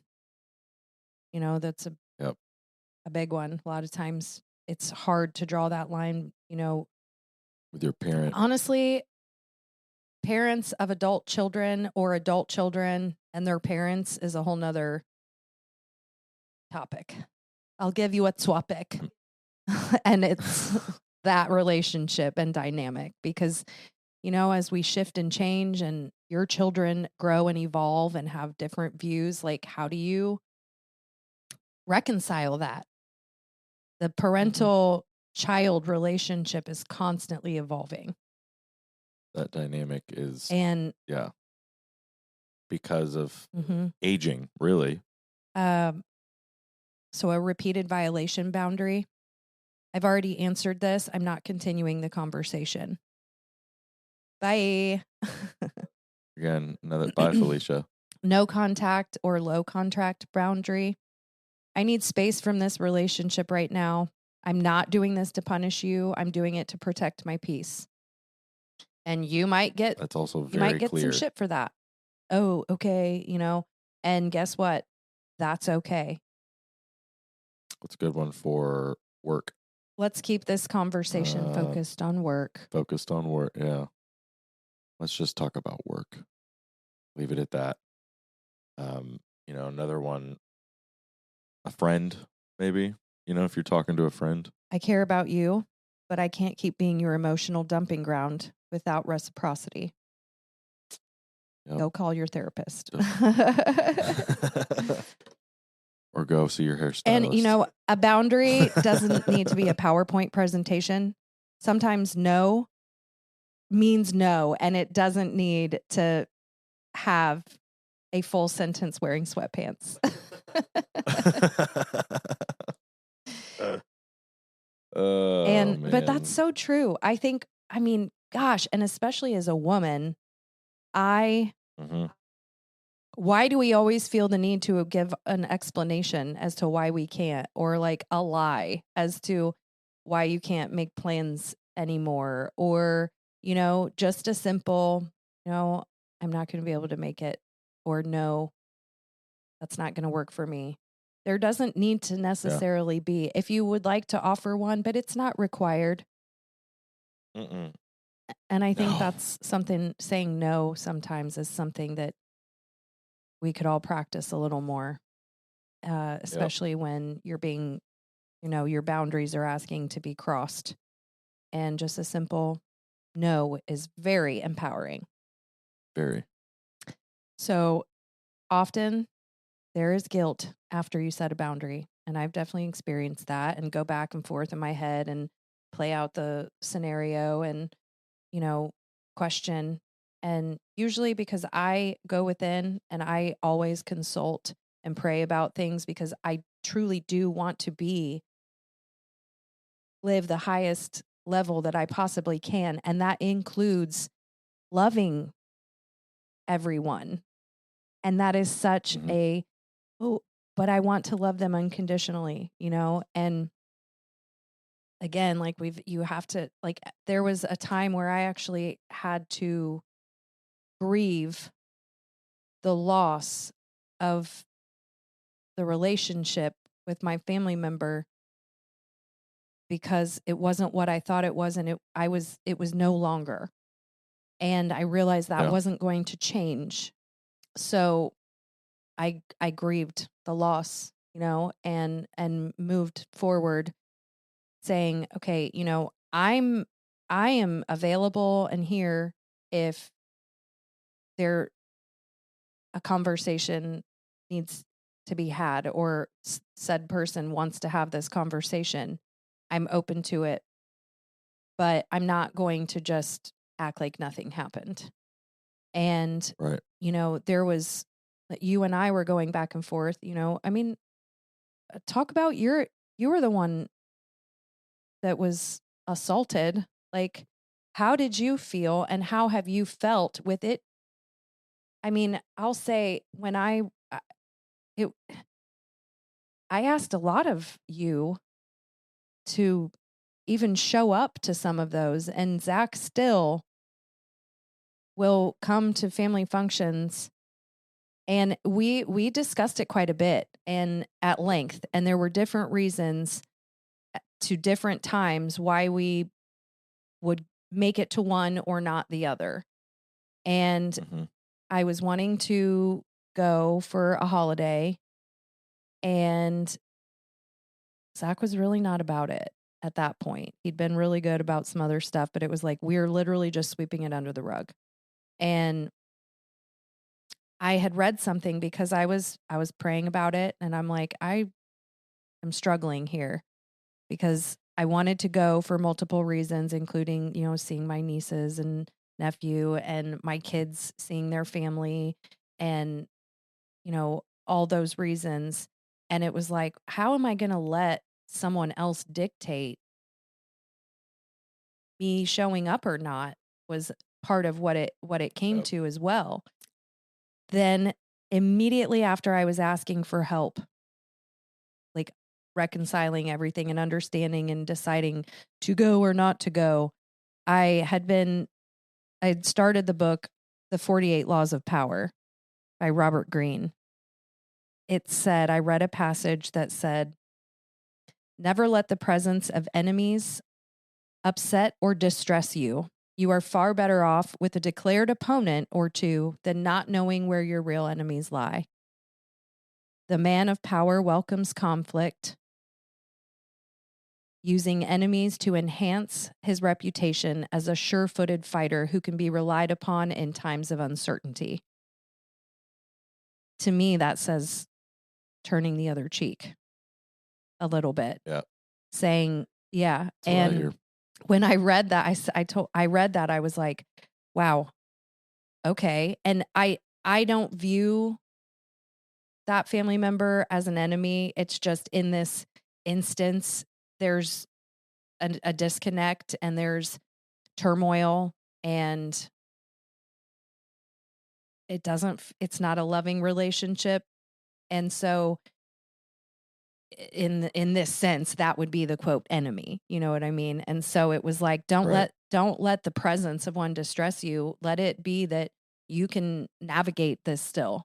And so sometimes maybe you do, and you say, I'm just not going to have any interaction. I don't have to give any energy towards this. And the moment I feel uncomfortable, I will leave. Howdy 5,000. And so I read that to you, and I saw your face, like, get it. And you were like, oh, yeah, okay, that changes it. And it was such a quick turnaround. And, it ended up being fine. I will say fine. Mm-hmm. Not good, but fine. and some of the goals were accomplished that I had wanted to accomplish getting out there. And so anyway, I'd asked you, just within everything we've talked about and your experience and anything else that comes to mind, how were you able to reconcile someone coming at you and everything else that's gone along with it, and then being able to, that boundary, that line between for putting it under the rug and still showing up? Well, I mean, it's difficult, especially closer to when that happened. That when all that stuff happened, it was definitely, I wasn't down with a certain few things, like this event you were just talking about for this holiday. But so it was definitely hard, and it's still like difficult just to thinking about the fact that, there's no accountability there, and that like everyone refuses to like acknowledge anything, the severity of the situation or anything like that. But man, I was sitting here trying to think of like any like profound reason. I don't necessarily, to be honest with you, part of it is like I just don't have the energy to try and, you know what I mean? I got too much other things going on, and I have too many other things going on in life that are of actual importance. Like, you know, you, the kids, and, everything, our life, I mean, our life is my life, and I have things that I actually like really care about that are actually important. And this should not be one of those things. Mm. That's how I see it. That's how I've come to see it. I did not see that initially, but as time has gone by, I'm not excusing it. To be honest with you, I don't even know if I've like officially like, I definitely haven't apologized for anything because I didn't do anything wrong to apologize for. And I'm at a point where I'm not going to apologize just to keep the peace. Yeah. Cause I mean, how many times have we apologized just to end the tension, even when you know you weren't wrong? We've all done that at some point just because it's easier. I haven't apologized. In fact, I'm not even sure if I've specifically like forgiven any. I mean, maybe in my own head a little bit, but my point is I'm not excusing it, but I'm also like, man, this isn't something I should be putting energy. I don't, Yes, the energy. And that's what I discovered. That was a huge part for me. The energy leakage, that I was leaking so much energy worrying about what's going on over here when everything in my daily life that a lot of said people don't even care about or have anything to do with aren't involved with. And so it was like, focus your attentions over here, and the things like you said, the family that you're pouring into. And a lot of times all that stuff goes back to, as we talked about, childhood things and wounds and holding on to something. And you just have to realize, like, what's going on in my life, and does this actually, if I don't look at it too much, does it actually affect my life? Right. So, I can't force anybody else to, react differently. And as maddening as that can be, when you really sit and think about it, like, golly, man, it's like, what's the point in doing that? And so that's kind of where I've gotten to regarding that whole situation. And it took a little while to get to that point in my head. For a long time, it was mostly just like, just mad, just like annoyed and frustrated and mad, and not scared or anything, when we would go to maybe family functions or whatever, but just like, ugh, God, man, And the that big kind of thing is, feeling of just, ugh, and our time is so precious. yeah, So so I'm precious, not and gonna going waste it. quickly. And so do you want to waste it feeling shitty for a few hours because it's family? I mean, I don't know, Right. and a lot of times you feel guilt. Why does guilt show up when you've put up a boundary? And a lot of people think that guilt means they did something wrong. And first of all, guilt is a wasted emotion. It solves nothing, and it doesn't do anything for anyone. Like, it serves no solid purpose unless you actually were speaking on, if you actually did something wrong and you feel guilty about it, that's probably spirit saying, hey, that's your conscience, and you need to deal with it. But we're talking about guilt for boundaries, guilt for cutting someone off, guilt for doing the right thing. And it may show up because you broke an old role. Remember the roles?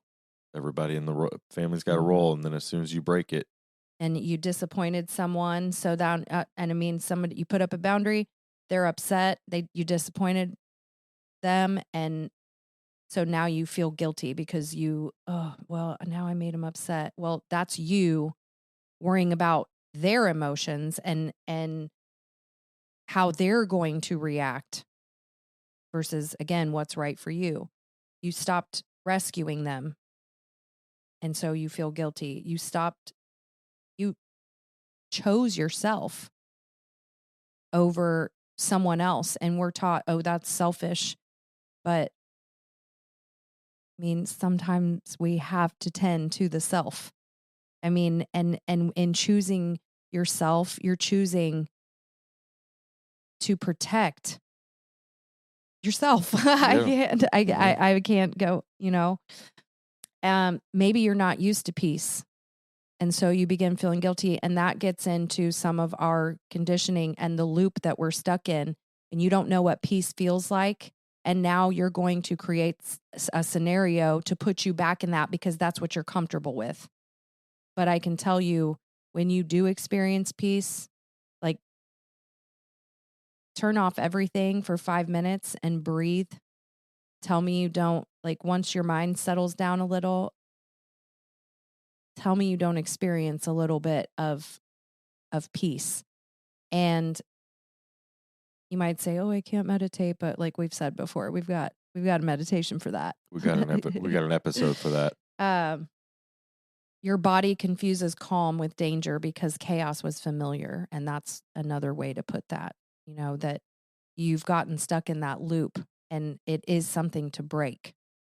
It's that pattern, that cyclical pattern, and you were essentially addicted to that chemical response that's created, and you don't know how to feel any other way. So then you just put yourself back in that, or you feel guilt because, I'm not feeling normal. So you accept the guilt as part of, it's a projection, essentially. At first, peace can feel like guilt when chaos is like what raised you. When you're raised around that,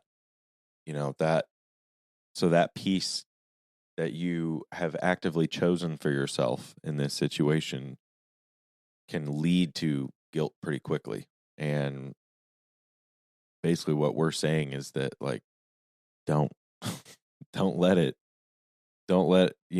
guilt creep in for doing the right thing. I think that's a good simple way of remembering is it like guilt for doing the right thing is where we're coming at from here. And I think that's a good thing to remember, is that don't feel guilty for doing the right thing. Because at the end of the day, it's the right thing. So how is that wrong? Mm-hmm. Now, there might be not consequences like in a bad way, but there might be certain, a reaction or a consequence to the right thing that you did or said that would then cause somebody to feel uncomfortable or disappoint them or, any of those things. And it's a normal thing to feel guilt for making somebody feel bad or upset them, especially if it's a close family member or somebody you love. So it's not easy to do, but just remember that, like, this too shall pass, first off. And secondly, you did the right thing. If you know you did the right thing, there's no reason to feel guilty for that. So, and sometimes, like we talked about, you didn't apologize just because, because you didn't feel you were wrong. And, sometimes maybe you don't care enough. It's something minor and you're like, okay, sure, fine. And it's not like the energy's not worth it. So you move on because it's not too big of a deal. And sometimes you apologize just to end the tension, and you just have to be very wary of that. I had the scenario with the church, just briefly. I kept hearing that they needed an apology, that they felt they were owed an apology. And when I left, and I felt like the Spirit said, apologize, but don't do it until you know what you're like until there's an actual authentic something that you're apologizing for. And I went and I apologized for hurting them, that I'm sorry that this hurt you, and I'm sorry. And, it didn't really change the scenario. But when I left, I felt a freedom because I had done. You released it. I released it. I had done what I could for the relationship, and I was given a freedom that you've done what was asked, and there is nothing further. And that relationship has been essentially, it was severed, and that relationship has been severed for 15 plus years at this point. And so it's like, and that's okay. And I've led a very quality life without the presence of those people. And it could have been more damaging had they stayed in my life. And, so sometimes you apologize or you don't apologize, but it doesn't mean that there's a complete reconciliation either. Right. And so, some boundaries are conversations, some are distance, some are silence, some are leaving. Not every relationship can be repaired through better communication, because communication only works when both people care about understanding. There you go. And, you have verbal boundaries, behavioral boundaries, access boundaries, like I'm limiting visits and calls, emotional boundaries. I'm no longer explaining myself to someone committed to misunderstanding me. And again, it doesn't need to be a big, long explanation when you've tried. Sometimes you just cut them off, which is the no contact boundary. And sometimes that's necessary because this relationship is no longer healthy for me. So there's where, and cutting off can be, that is a boundary. And sometimes it has to be that, depending on the situation. Distance isn't always hatred. Sometimes it's just wisdom. Mm-hmm. And, like we always say, if there is an instance, in your life that you're questioning or you feel guilt for removing, or it's like, go within and really take some time to self-reflect and see, is there something that can be solved, resolved, made better? Or am I spinning my wheels and wasting and leaking so much energy? Right. When there's not a commitment to understand. Right. And go ahead. Oh, I was just going to say, should I be the bigger person? Mm-hmm. Bring it back around. Well, it's so, and as we said, not being the bigger person doesn't mean tolerating more. Right. It means being the bigger person means acting from your highest self without abandoning yourself. Yes. And actually it means, not retaliating, not becoming cruel, not playing the same game that y'all have been playing, not gossiping, not exploding at the other person, not begging to be understood, because that happens a lot too. And yeah, that's, it means telling the truth instead of just, oh, I'm just going to keep my mouth shut because keep the peace,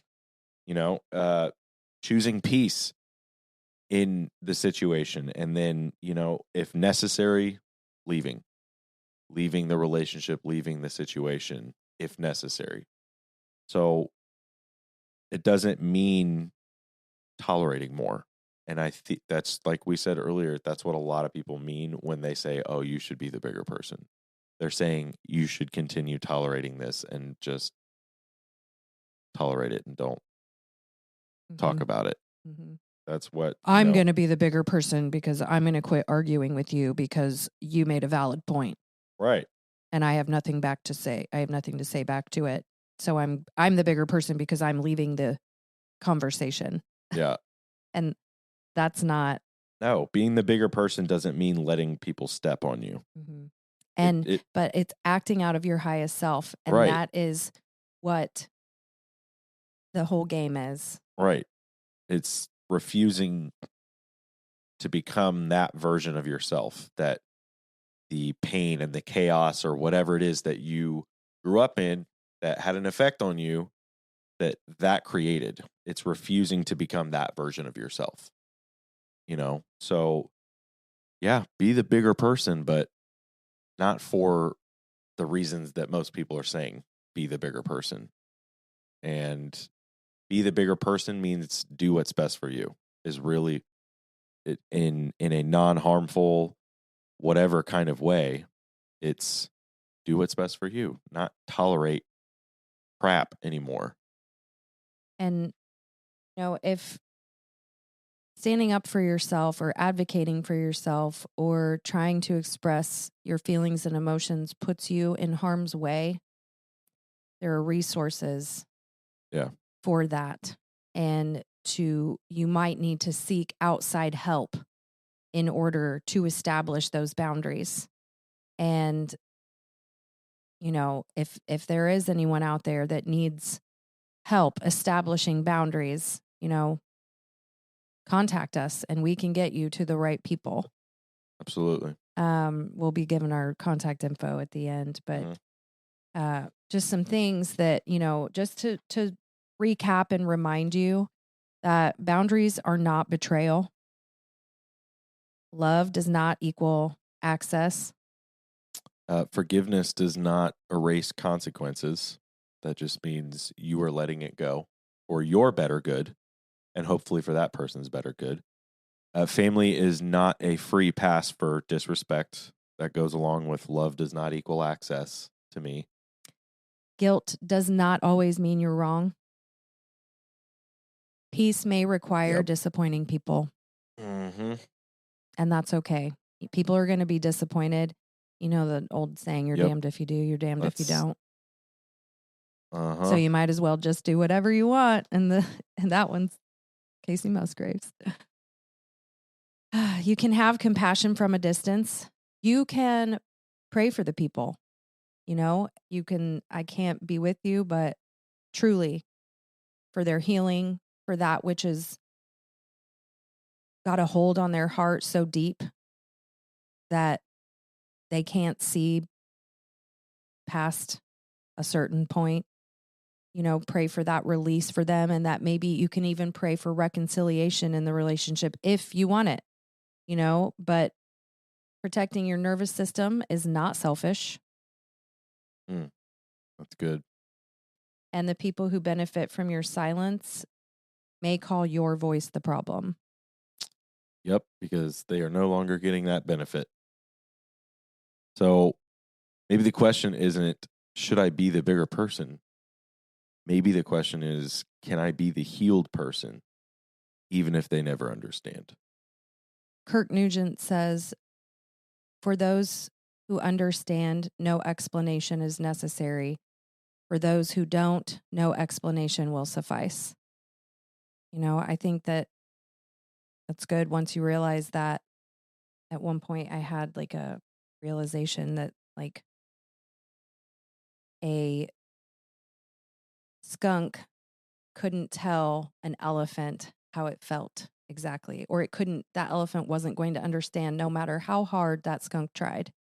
Right. And at a point, you just kind of have to let it go. As always, we'll end with that. And this episode has been brought to you by High Level Design Salon and Barbershop. You can check us out on highlevel444.com for any booking info, photos of our work, and contact information. We want to thank you very, very much for listening along with us today and just being here with us through this journey as we try to help raise the vibe consciousness of the planet. One little episode at a time. One little episode at a time. So we love hearing from anybody and everybody. If you have any thoughts, questions about any topic, past topics, today's topic, or if you have an idea for some other topic maybe you'd want to hear us talk about, that'd be cool too. Either way, hit us up anytime you want. We'd love to chat with you. And the website is full of other little gems like our t-shirt shop, which are original creations by ourselves, and high-level t-shirts, high-level recommendations for the things, books we mention on the podcast and in the shop, products for your hair and your body and your mind and all that jazz. So until next time, we leave you in the love and the light of the one infinite Creator. May the Force be with you. And also with you.